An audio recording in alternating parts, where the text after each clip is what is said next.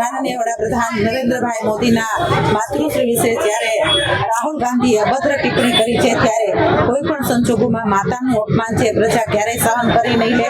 આજે રાજકોટ મહાનગરપાલિકાની અંદર મહિલા મોરચા દ્વારા કાળા ગણવેશની અંદર દરેક બહેનોએ આનો વિરોધ દર્શાવેલો છે.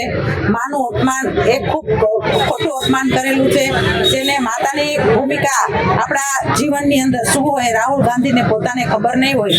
માનનીય વડાપ્રધાન જ્યારે પોતાની માતાને પગે લાગે છે, વાલ જ્યારે માતા અને દીકરાનો વસાવતા વિડીયો આપણે જોઈએ છીએ કે ખરેખર હકીકત છે.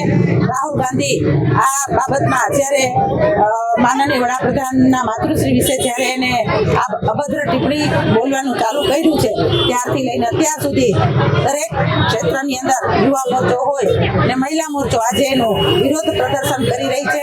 આપ પણ જોઈ શકો છો કે નારાઓ સાથે એટલે ભારતીય જનતા પાર્ટીની અંદર માતાને આપણે માન આપવું જોઈએ, એને બદલે કોંગ્રેસમાં રાહુલ ગાંધીએ માતાના અભદ્ર ટિપ્પણી કરી એનું ખૂબ અપમાન કરેલું છે.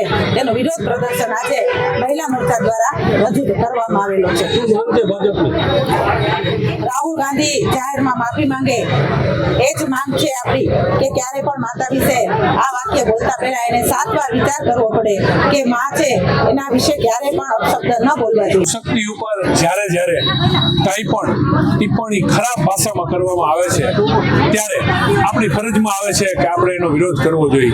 અને આ તો વડાપ્રધાનના માતુશ્રી ઉપર બિહારના કોંગ્રેસના કાર્યકર્તાઓએ જે ટિપ્પણી કરી છે અને જે ભાષામાં કરી છે કે જે ભાષા ક્યારેય કોઈ પણ માતૃશક્તિ માટે સહન કરવામાં ન આવે એનો અમે પ્રચંડ વિરોધ કરીએ છીએ. અને આ બાબતે એ બધા જે લોકો જે કાંઈ પણ બોલ્યા છે એની ઉપર કડકમાં કડક પગલાં લેવા જોઈએ. રાહુલ ગાંધીએ આ માટે કોંગ્રેસ તરફથી આ માફી પણ માંગવી જોઈએ એવી પણ અમારી માંગણી છે. અને એની માટે આજે ભારતીય જનતા પાર્ટીના મહિલા મોરચા દ્વારા માતૃશક્તિના અપમાનનો વિરોધ કરવા માટેનો કાર્યક્રમ આજે રાખવામાં આવેલ છે અને વિરોધ પ્રદર્શન માટે અત્રે અમે સૌ એકત્ર થયા છીએ.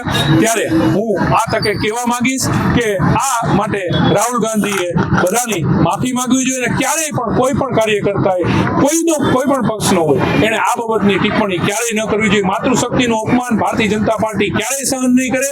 અને આ તો આપણા ભારત દેશના વડાપ્રધાનના માતુશ્રી માટે બોલાવવામાં આવેલા શબ્દો છે, એ તો કદાપી અમે સહન નહીં કરીએ. કડકમાં કડક શબ્દોમાં અમે આનો વિરોધ કરીએ છીએ.